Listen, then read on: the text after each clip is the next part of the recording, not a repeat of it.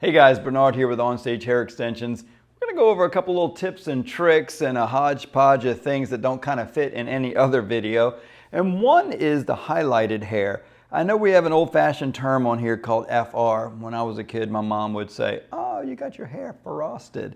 Yeah, so FR stands for frosted.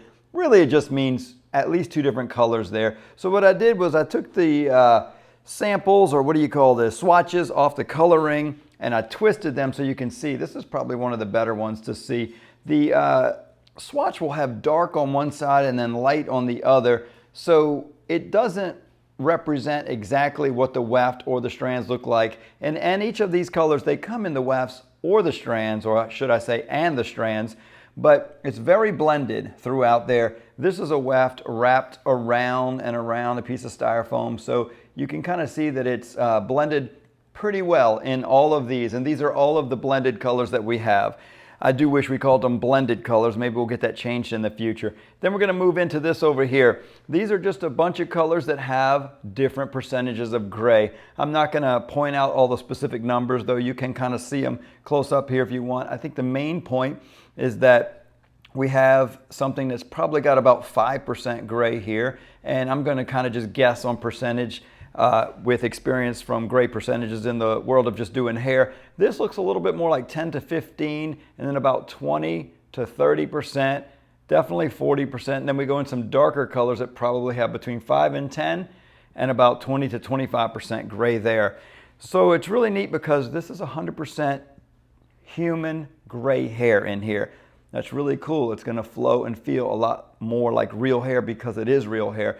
Most companies are using synthetic hair when they put their grays in.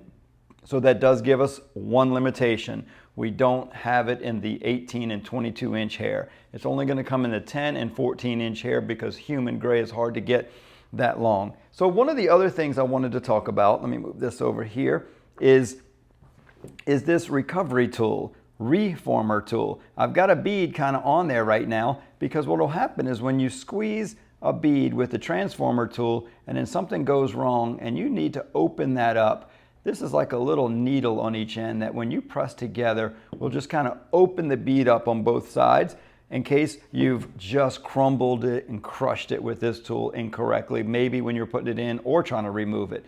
So if you'll notice on this tool, we've got the little S-curve, little crimp in there so that this bead ends up with a line across it. And we'll cut to a little close-up of that little line that goes directly across. And I crimped this one right on the green loop. Normally the client's hair would be there so that you could see a line across that bead. The goal is to get the line centered across there so that we know that you didn't squeeze that bead a little low, a little high, or maybe just squeeze one side of it, or you went too far in and squeezed it way over here where half the bead was inside the circle of this tool, because that circle is made to remove. And when you put this on there sideways, when you go in there and you put this on there this way, what happens is it just re-rounds it and then it allows it to come off of the hair, the loop, whatever you've got it on, and that's the goal. Now with that in mind, that little hole sometimes gets used incorrectly. When we're putting extensions in and we've got this new bead on here, though normally you would want to use a new bead, but let's just go ahead and put this used bead on here real quick. When you have hair in there and you go on to remove it and you go that way, some people are squeezing with the wrong part of the tool and cutting the client's hair or the extension hair. So we just want to make sure that when you're putting extensions in, using the tip of the tool only, and when you're taking them out, you're using one of these two holes only to re-round the bead. The other thing is that when we slide up to squeeze that bead, which is kind of hidden inside here, what's happening is, I'm going to show you the back side of this real quick.